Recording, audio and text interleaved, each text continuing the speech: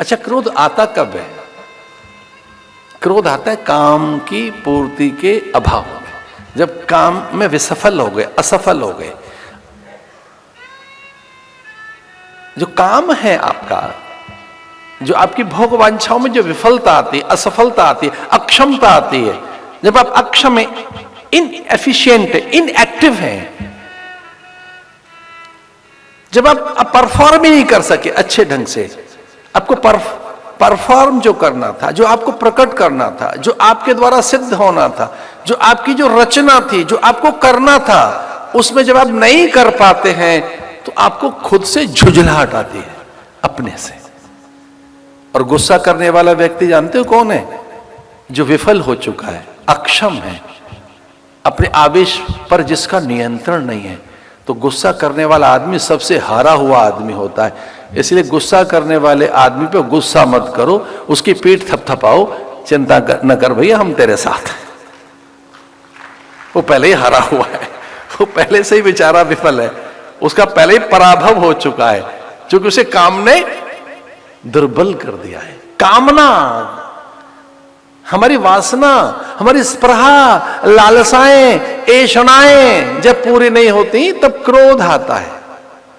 पता है क्रोध कब आता है? विषयासक्ति के कारण। विषय की पूर्ति नहीं होगी तो क्रोध आएगा, काम की पूर्ति नहीं होगी तो क्रोध आएगा, लोभ और मोह की पूर्ति नहीं होगी तो क्रोध आएगा, और अहंकार का पोषण नहीं होगा तो क्रोध आएगा। जहां आपकी ईगो सेटिस्फाइड नहीं हुई, गुस्सा आ जाएगा आपको।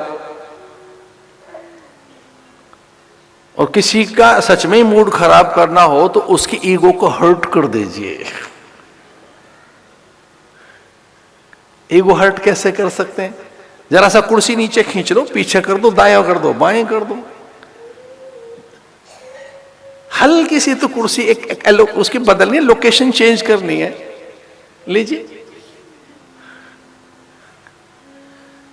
इतना मान चाहिए, इतना सम्मान, इतना आदर, हर पल आदर चाहिए हमको, तो हर पल सम्मान चाहिए, हर पल लोग प्रशंसा करें हमारी, हमारे गीत गाए जाएं।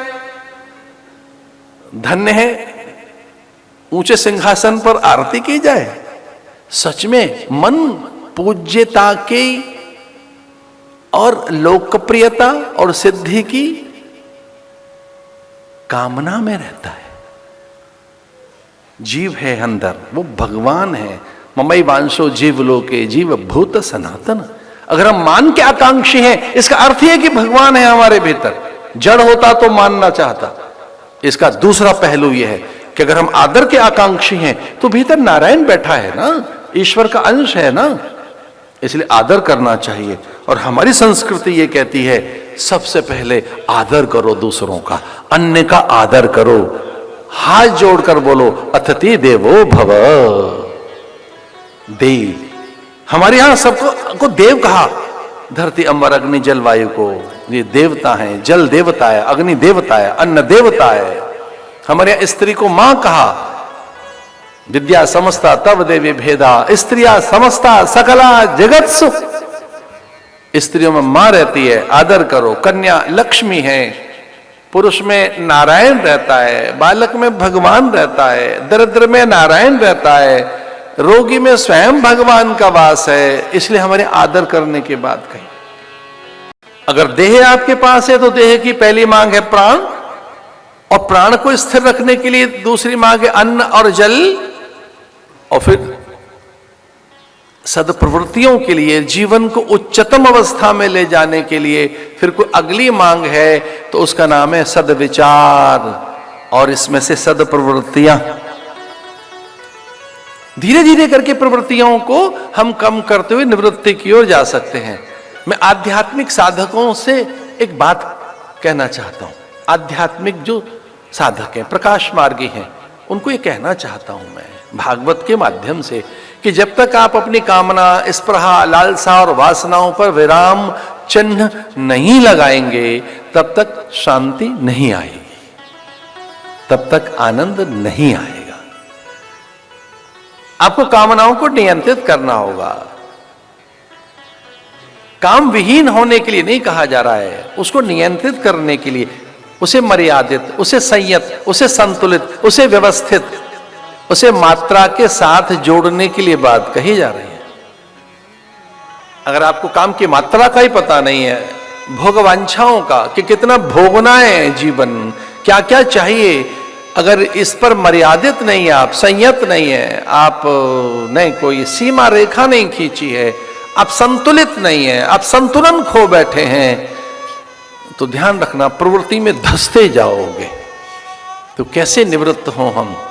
विनिवृत्त काम। शास्त्र कहता है कि निवृत्ति काम से लेनी है और किसी से नहीं। आपको क्या लगता है कि सब त्याग कर गुहा में चले जाओगे तो निवृत्त हो गए? काम तो वहां भी साथ जाएगा, प्रवृत्तियां तो वहां भी जाएंगी साथ में। आप सब कुछ त्याग कर चले गए गुहा और गुफाओं में, तो क्या काम वहीं छूट गया? हिमालय जाने वाले लोग क्या हरिद्वार में ही काम छोड़ जाते हैं? फिर हिमालय में नहीं जाएगा साथ वो? नहीं नहीं। विनिवृत्त काम द्वंद्व विमुक्त सुख दुख संगैर गच्छन्ते मूढ़ा पद्मम मह्यम तत्। उस तरफ जाने के लिए करना क्या है? अध्यात्म नित्या विनिवृत्त काम। तो निरंतर कुछ सत्प्रवृत्तियां करनी है जिनसे आप निवृत्ति की ओर जाते रहें।